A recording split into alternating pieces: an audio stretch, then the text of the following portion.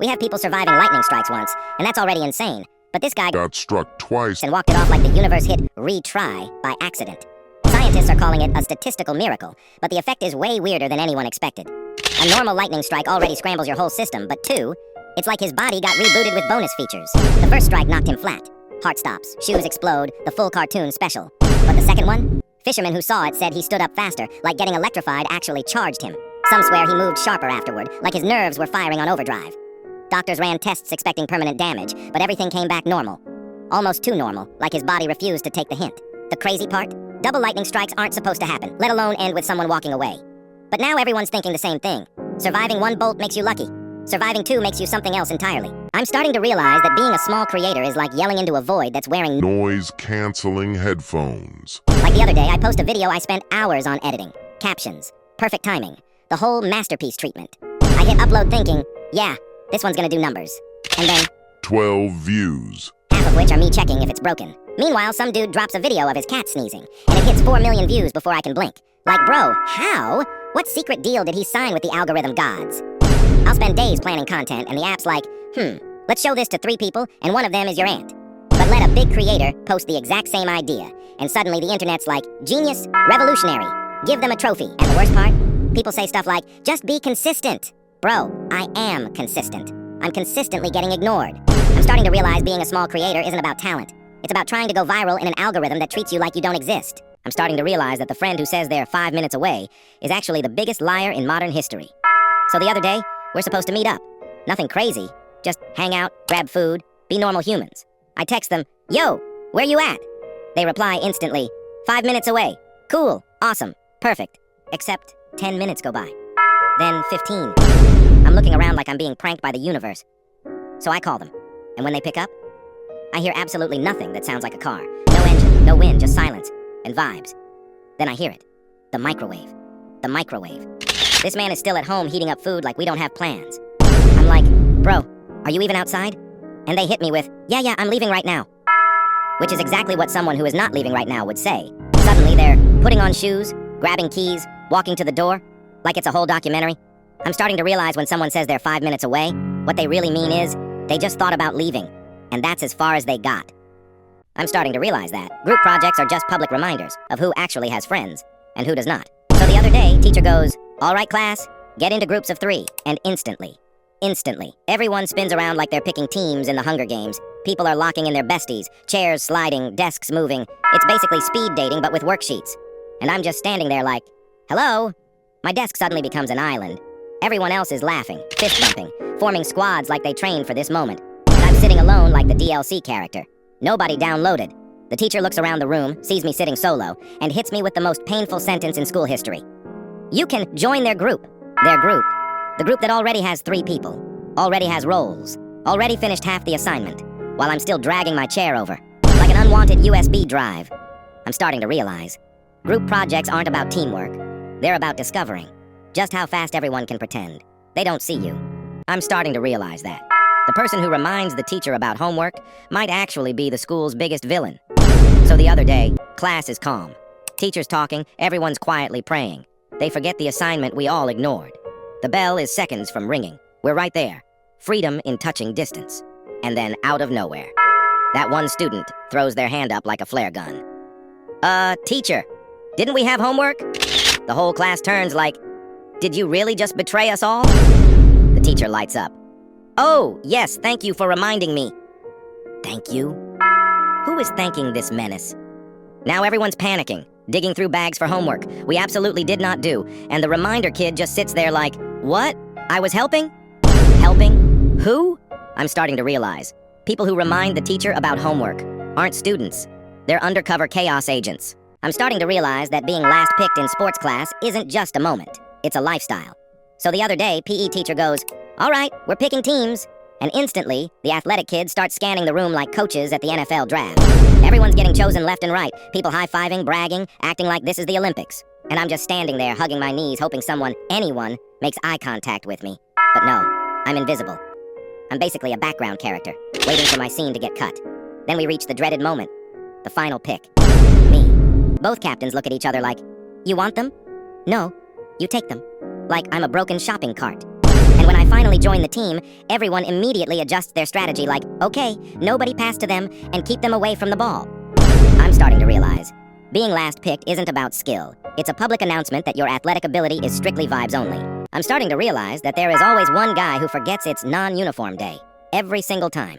So the other day, everyone walks into school looking like they actually have personalities. Hoodies, jeans, sunglasses indoors for no reason. It's basically a fashion show with bad lighting. And then he walks in, the chosen one.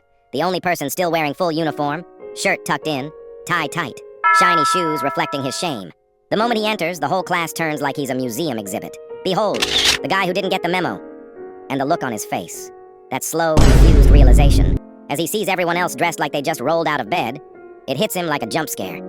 He starts asking around, wait, is it non-uniform day? And everyone's like, yeah bro, we've known for a week. The teacher even looks at him with that pity smile, like she's mentally patting him on the head.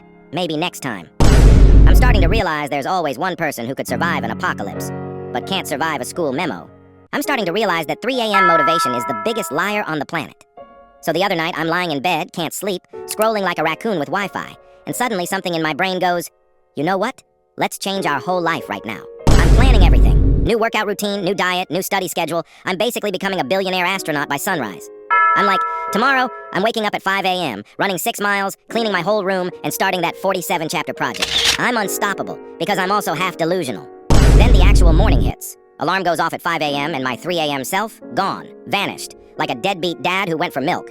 Suddenly I can't move. I'm looking at my phone like, who set this alarm? Who did this to me? All that motivation I had at 3 a.m.? Yeah, it expires faster than school milk.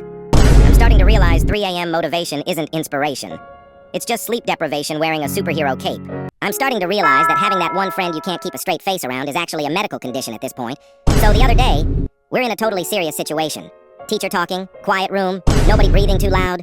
The kind of moment where if you laugh, You're basically signing your own death sentence. I'm doing fine. Until I look at him. He's not even doing anything. Just sitting there, existing. And suddenly my brain goes, hey, what if we laughed right now for no reason? And once it starts, it's over.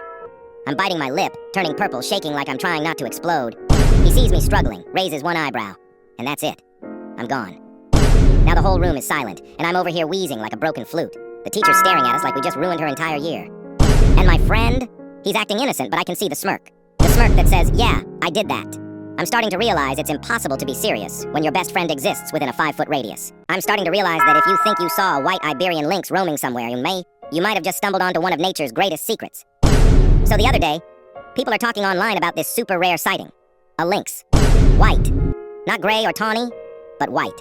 Blending into shadows and mystery. And I'm sitting here scrolling through photos trying to decide if it's real or just someone's Photoshop flex. Then the facts hit. We're talking about one of the rarest cats on Earth. The Iberian lynx is already practically mythical on its own. And a white one? That's like spotting a unicorn wearing camouflage. You think about how many forests we've never walked. How many valleys and hidden glades we've never peeked inside. And suddenly you wonder, what else is out there? What other secrets has nature locked away? Waiting for someone to drop their phone, look up, and gasp. Maybe the white lynx is just the beginning. Maybe the rarest, most incredible things are still hiding under trees we never walked past or skies we never looked up at. I'm starting to realize that trying to cheat on a test in school turns you into a secret agent with the worst training ever. So the other day, I'm sitting in class, test gets handed out, and instantly my brain decides to clock out. Like, I studied, but apparently my memory didn't show up. I look down at question 1 and it's speaking a language I've never seen before. That's when the cheating instincts kick in. Suddenly I'm sweating. My pencil feels illegal, and I'm looking around like I'm about to defuse a bomb. I try the classic glance at your neighbor move, but of course the teacher is staring directly at me like I just confessed to a crime. So now I'm pretending to stretch my neck, acting like I'm admiring the ceiling tiles, trying to peek without looking like I'm peeking. Then I attempt the most dangerous technique, the phone in the lap move. And tell me why my phone lights up to 400% brightness. The second I crack it open, like it's trying to get me arrested. My heart is beating louder than my pencil. Every sound feels like a police siren. And after all that stress, all that covert spy nonsense, I finally managed to copy one answer. And it's wrong. Completely, absolutely wrong. I'm starting to realize cheating on a test doesn't make you smarter. It just turns you into a panicked raccoon with a paper due. I'm starting to realize that this new quarter zip trend came out of absolutely nowhere. So the other day, I walk into school and suddenly everyone looks like they're on their way to a golf tournament or a tech startup meeting. Every dude is wearing the same thing. A quarter zip, khakis, and that I do fantasy football energy. Like overnight, we went from hoodies to I invest in real estate on the side. I swear one person wore it, and the next day it spread faster than gossip in the hallways. The funniest part? Everyone acts like it's normal. Like we didn't just shift school fashion from chillin' to casual business brunch. And I'm standing there in a hoodie like, Did I miss a memo? Did we level up? Some kids look like they're about to give a PowerPoint presentation on quarterly earnings. I'm starting to realize quarter zips didn't become a trend. They infiltrated. They just showed up one morning and said, "Yeah, we run the school now." I'm starting to realize that leaving class early for a sports game might be the greatest feeling a student can legally experience. So the other day, we're sitting in class. Teacher's droning on about something nobody's gonna remember in 48 hours. And everyone who plays a school sport is just watching the clock like it owes us money. Then suddenly, the announcement hits. Will all athletes please report to the bus? And I swear, the whole room shifts. The chosen ones rise, the rest of the class looks at us like we're being called to Valhalla. I'm packing my stuff with purpose, zipping my bag like I'm in an action movie, trying not to smile too hard, but also absolutely smiling too hard. The teacher hits us with, "You'll have to finish this worksheet at home." And I'm like, "Yeah, sure thing," fully knowing that paper is never coming out of my bag again. Walking out that door feels illegal. Like escaping prison with a hall pass. You look back at the class, everyone's suffering, and you're just like, couldn't be me today. Then you hit the hallway, and suddenly you're an athlete in a sports movie montage, even though you're just walking to a bus with a bag of stale pretzels. I'm starting to realize, getting out of class early for a game isn't school spirit, it's pure freedom with a jersey on. I'm starting to realize that anyone excited for the new Stranger Things season is operating on a level of hope. I simply do not have any more. So the other day, someone goes, "Bro, the new Stranger Things season is coming." And I'm like, is it? Because at this point, it feels like that show went on a gap year, moved countries, started a new life, and forgot to come back. The hype used to be insane. Posters everywhere. Theories flying. Everyone pretending they were a paranormal detective. Now, someone mentions the new season and the room goes silent like they just brought up taxes. I'm trying to remember who's even alive in the show. Did Hopper die? Did Eleven get her powers back? Did the world end? I genuinely don't know anymore. And the trailers drop like the final chapter. Final chapter of what? My memory reset 3 years ago. The worst part? People still try to act excited, but it's the fakest excitement ever. Like, OMG can't wait, while their face says, I might watch it in 2027. I'm starting to realize it's not that Stranger Things isn't good. It's just been gone so long the hype evaporated, packed its bags, and moved on to another fandom. I'm starting to realize that when the Wi-Fi goes out at home, life immediately becomes a survival challenge. So the other day, I'm chilling, watching something, scrolling, multitasking, just living that normal, connected life. Then suddenly, everything freezes. My video stops, my phone just spins, and my soul leaves my body. I'm tapping the screen like that's gonna help, walking around the house holding my phone up like I'm trying to catch radio signals from 1983. I restart the router, stare at it, beg it, talk to it like it's a sick family member. Come on, buddy, don't do this to me now. The worst part? The instant the Wi-Fi dies, I forget how to function. I'm just standing in the kitchen like, so, what do people do? Read, think, breathe? And everyone in the house suddenly panics like we're on a sinking ship. Somebody yells, "Is the Wi-Fi down?" And all you hear is, "Yes, it's down." I'm starting to realize it's not the Wi-Fi going out that's the problem. It's the fact that the second it does, I forget how to be a human being.